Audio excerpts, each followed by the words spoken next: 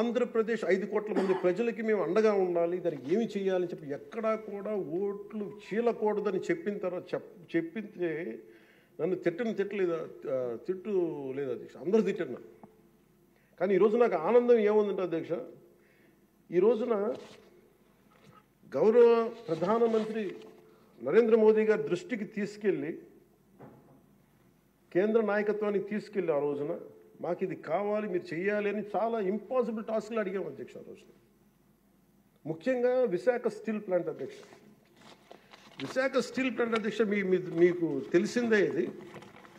కానీ ఒకసారి మన అందరం కూడా దీన్ని గుర్తు చేసుకోవాల్సిన అవసరం చాలా ఉంది అధ్యక్ష. ఇది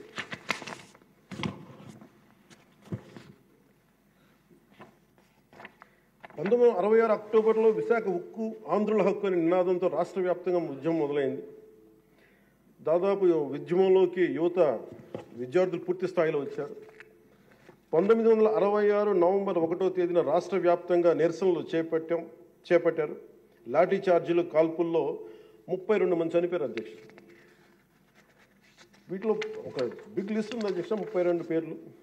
ఉదాహరణ కొన్ని పేర్లు చెప్తున్నా అధ్యక్ష: టి సన్యాసిరావు, అంజూరి అప్పారావు, తంగిళ్ళ సత్యం, పోలినేని ఏసయ్య, మస్తాన్, హబీబుల్లా రెహమాన్, బాలమురళీకృష్ణ, సాంబశివరావు, పరాంకుశ్ దాస్, తెలంగాణ జగిత్యాల నుంచి సాయిరెడ్డి, కాకినాడ నుంచి బాబురావు గారు కానీ, ఇలా పీలేరు, ఆదిలాబాద్, వరంగల్, పలాస, ఉమ్మడి రాష్ట్రం నుంచి ఇంతమంది చనిపోయారు అధ్యక్ష. ఇది ఒక ఇంపాసిబుల్ టాస్క్ అధ్యక్ష. దీనిని ప్రైవేటీకరణ జరిగిపోతుంది అని అంటే ఎంత బలమైన ఇబ్బందులు పెట్టారంటే అధ్యక్ష. ఆ రోజున ఈ రోజున కూర్చోబెట్టి వీళ్ళు చాలా ఎక్కువ మాట్లాడుతూ ఉన్నారు. వీళ్ళు ఆ రోజున 21 జనవరి 27న విశాఖ ఉక్కు పరిశ్రమలో పెట్టుబడుల ఉపసంహరణ డిజిన్వెస్ట్మెంట్ కేంద్రం ప్రకటన చేశారు అధ్యక్ష. ఆ రోజున వీళ్ళు మద్దతు పలికారు అధ్యక్ష. వైసీపీ నాయకులు మద్దతు పలకటమే కాకుండా వాళ్ళు కూర్చొని మమ్మల్ని అందరినీ ఇరకాటంలో పెట్టాలని, అలాంటి పరిస్థితుల్లో నేను మా నాయకులు మనోహర్ గారు వెళ్ళాం అధ్యక్ష ఢిల్లీకి. వెళ్ళి ఇక్కడ సభ జరిగింది.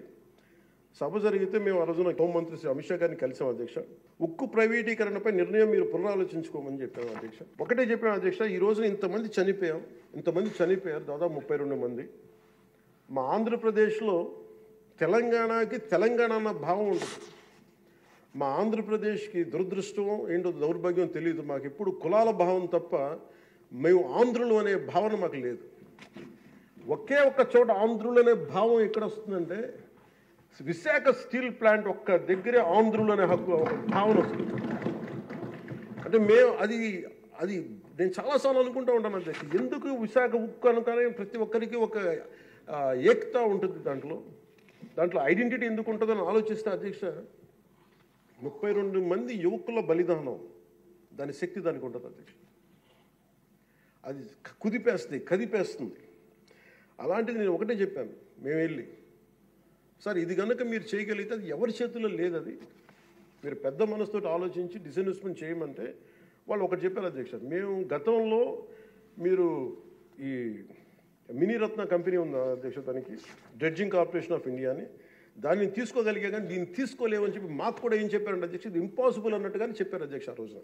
కానీ నేను 2 చేతులు జోడించి మా ప్రయత్నం మేము చేసాం అధ్యక్ష. అదృష్టవశాత్తు గౌరవ ముఖ్యమంత్రి గారు ముందుకు తీసుకెళ్లారు అధ్యక్ష. ఈ ప్రపోజల్ని చాలా బలంగా తీసుకెళ్లారు ఆయన.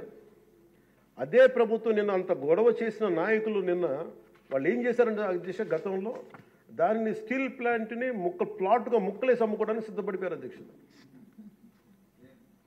Really it's shame. నేను మొన్న స్టీల్ ప్లాంట్ సంఘాల నాయకులు నా దగ్గరికి వస్తే అడిగాను, ఆ రోజున మీరు అంత గోల చేశారు కదా, మీరు మేము ఉన్నప్పుడే ఇంత గోల చేస్తారు, గౌరవ ముఖ్యమంత్రి గారు ఉన్నప్పుడేమో ఇంత మీరు చాలా ప్రజాస్వామ్యం ఇంత గోల చేస్తారు, ఆ రోజు అతను ఉంటే ఒక్కళ్ళు నోరెత్తపరేంటంటే కొడతారని భయం మీకు అన్నాను కామ్ను.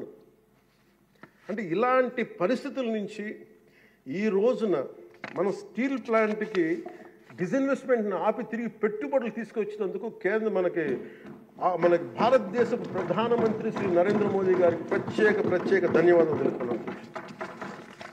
ఆ రోజు విశాఖ స్టీల్ ప్లాంట్ పరిరక్షణకి అఖిల పక్షం ఏర్పాటు చేయాలని మేము అడిగితే అధ్యక్ష వాళ్ళకి గత ప్రభుత్వ నాయకుల్ని రాష్ట్ర ప్రభుత్వం స్టాండ్ ఏమిటో చెప్పాలంటారు. విశాఖ స్టీల్ ప్లాంట్ ప్రైవేటీకరణ జరగకుండా ఉంటే ఎలా ఆపుతారు చెప్పాలని, ఇలా కళ్ళబుల్లి కబుర్లు చెప్తే చూస్తూ ఊరుకోమని వాళ్ళకి మాట్లాడారు అధ్యక్ష. వైసీపీ నాయకులు కేంద్రం మా మాట వినదని చెప్పారు అధ్యక్ష. పదవులు కావాలి, బెయిల్ కావాలని అడిగితే స్టీల్ ప్లాంట్ ఎక్కడి నుంచి వస్తుంది అధ్యక్ష? కేంద్ర ప్రభుత్వం ప్రవేశపెట్టిన ప్రతి బిల్లుకి మద్దతు ఇస్తున్నప్పుడు స్టీల్ ప్లాంట్ కోసం ప్రత్యేకంగా గనులు ఎందుకు అడగలేదని వాళ్ళు నిలదీశారు అధ్యక్ష. రోజు మేము చెప్పాను, మీకు ఒక కార్యాచరణ ప్రకటించండి. మాకు ఆ రోజున ఒక ఎమ్మెల్యే, ఆ ఎమ్మెల్యే కూడా మీరు తీసేసుకున్నారు. వైసీపీకి ఉన్నారు, మీకు టీడీపీకి ఉన్నారు. ఆ రోజు 175 మంది ఎమ్మెల్యేలు, 25 మంది ఎంపీలు. ఒక ఐక్య కార్యాచరణ ప్రకటించండి అంటే అండగా ఉంటామని చెప్తే కూడా వాళ్ళు కాపాడుకోలేపారు అధ్యక్ష. కానీ నారా చంద్రబాబు గారి నాయకత్వం మేము కాపాడుకున్నాం అధ్యక్ష. స్టీల్ మేము చాలా గర్వంగా చెప్పగలం,